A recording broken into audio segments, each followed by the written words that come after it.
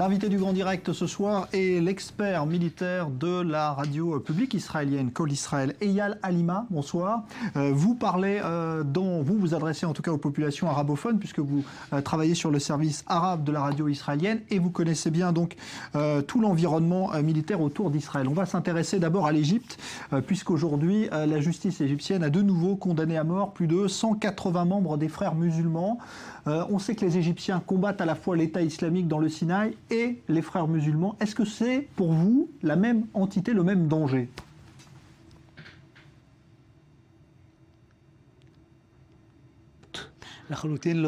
Pas du tout.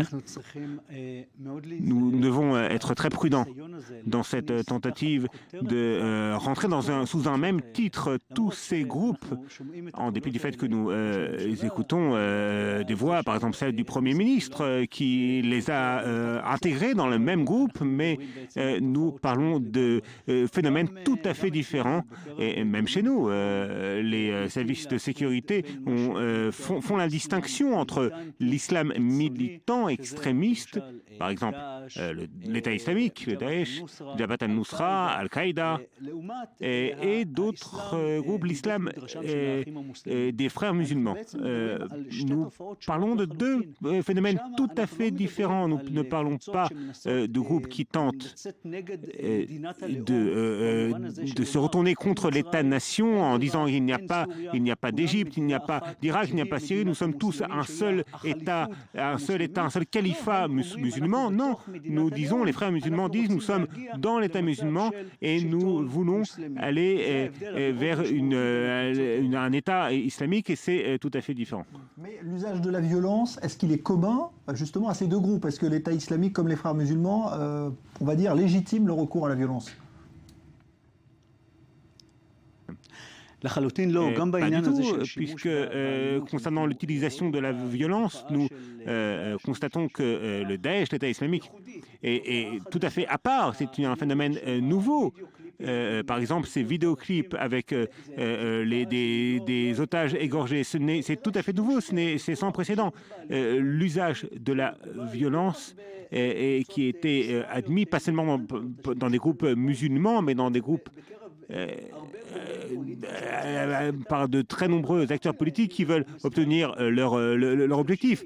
Oui, des groupes utilisent parfois la violence pour parvenir à leur but, mais ce n'est pas le même genre d'usage de la violence qui font un usage de la violence d'une manière spectaculaire, comme dans le groupe de Daesh ou d'autres groupes. Les frères musulmans peuvent faire usage à la violence, et ont fait usage à la violence au cours de certaines périodes de l'histoire, mais c'est une utilisation mesurée, fonctionnelle pour obtenir un objectif précis. Ce n'est pas pour obtenir un effet spectaculaire de la violence, un effet visuel de la violence, et pour montrer à quel point ils sont forts et puissants.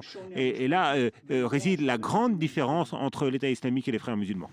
Alors pendant, c'est vrai, c'est la dernière opération bordure protectrice, le gouvernement israélien, Benjamin Netanyahou, disait souvent le Hamas, attention, le Hamas c'est l'État islamique, c'est la même chose. Donc pareil, le Hamas, qui est affilié aux frères musulmans, doit être distingué de l'État islamique. Le Hamas et les frères musulmans sont effectivement la même chose. Le Hamas est le mouvement frère des frères musulmans. Le Hamas a des mouvements frères à peu près dans tout le monde arabe, au Qatar par exemple. Et en Turquie également, dans d'autres pays, en Jordanie, il y a des frères musulmans très puissants.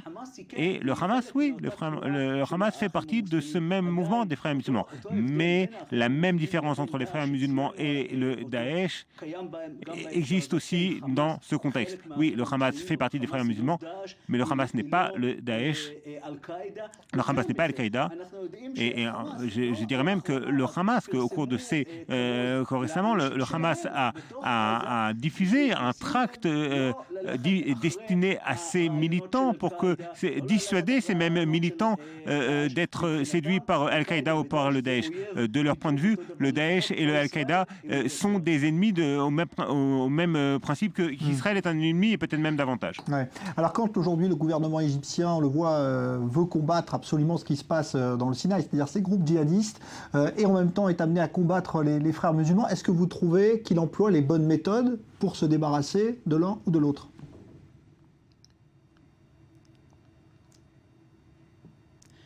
Ce sont deux phénomènes tout à fait différents dans le Sinaï. Deux mouvements, il y a un mouvement salafiste djihadiste qui est devenu en fait une partie de Daesh. Ils ont juré leur allégeance, ils ont fait allégeance au Daesh. Et par conséquent, dans le Sinaï, c'est un tout autre. La lutte contre les djihadistes dans le Sinaï est une toute autre nature que la lutte contre les frères musulmans en Égypte, qui est une lutte politique, un combat politique. Dans le Sinaï, c'est une lutte contre le djihad mondial. Et par conséquent, c'est un type de combat tout à fait différent. Qu'est-ce qui reste aujourd'hui des frères musulmans en Égypte? Est-ce qu'on sait à peu près, avec évidemment toute cette répression qui s'est abattue sur eux, si le mouvement est très affaibli aujourd'hui ou pas? Oui, le mouvement des frères musulmans a été affaibli, mais il existe encore. C'est un mouvement qui existe depuis 1928. En fait, tous les présidents égyptiens, à une phase ou à une autre, ont lutté contre les frères musulmans.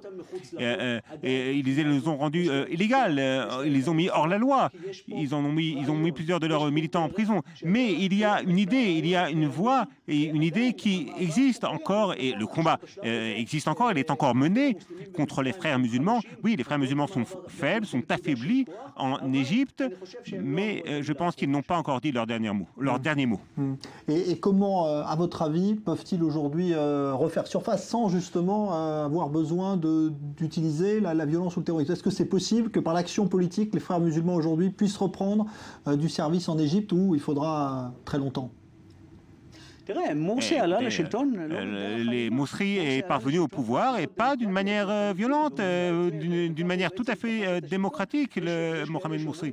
Et certains disent qu'en fait, au contraire, ceux qui ont pris le pouvoir d'une manière violente, c'est Al-Sisi qui a pris le pouvoir, qui a utilisé une violence non légitime pour arriver au pouvoir en Égypte. Je ne sais pas comment les frères musulmans vont refaire surface, mais c'est la force de ce mouvement. Il y a des réseaux souterrains qui continuent à exister, à travailler la société égyptienne de l'intérieur. C'est une société qui traverse une période de crise. L'économie est en crise. La majorité égyptienne, on ne sait pas ce qu'elle pense véritablement. Au cours de ces dernières années, la rue a décidé, et la rue, peut-être que dans l'avenir, elle donnera le ton, peut-être dans un sens qui sera celui des frères musulmans. Dernière question, est-ce que l'Iran peut jouer un rôle justement, elle peut aider ce type de mouvement, puisqu'on voit que l'Iran aujourd'hui veut aider le Hamas de nouveau, est-ce qu'elle peut aussi déstabiliser l'Égypte en aidant les frères musulmans? L'Iran a toujours tenté de jouer un rôle dans la région. Mais en Égypte, ce sera très difficile pour l'Iran parce qu'il y a un conflit historique entre l'Égypte et l'Iran. Je ne pense pas que les frères musulmans égyptiens ont eu des relations avec l'Iran. Concernant le Hamas, oui, la situation est différente. Oui, l'Iran essaie à tout prix de revenir dans la bande de Gaza et de renouveler les relations avec le Hamas, en les aidant financièrement, par exemple. Merci beaucoup, Eyal Halima. Je rappelle donc que vous êtes l'expert militaire de la radio publique israélienne Kol Israël, donc le service en arabe, arabophone, et vous étiez donc l'invité ce soir du Grand Direct pour évoquer donc la situation en Égypte après la condamnation à mort aujourd'hui de 183 membres des frères musulmans jugés pour avoir tué des policiers lors des émeutes d'août 2013 au Caire. Donc nouveau verdict sans équivoque de la justice égyptienne qui continue donc sa répression sans aucun ménagement vis-à-vis donc des frères musulmans. Merci beaucoup Eyal Halima, merci à vous. Bonne soirée et dans un instant évidemment un nouveau point sur l'actualité sur i24 News. Bonne soirée.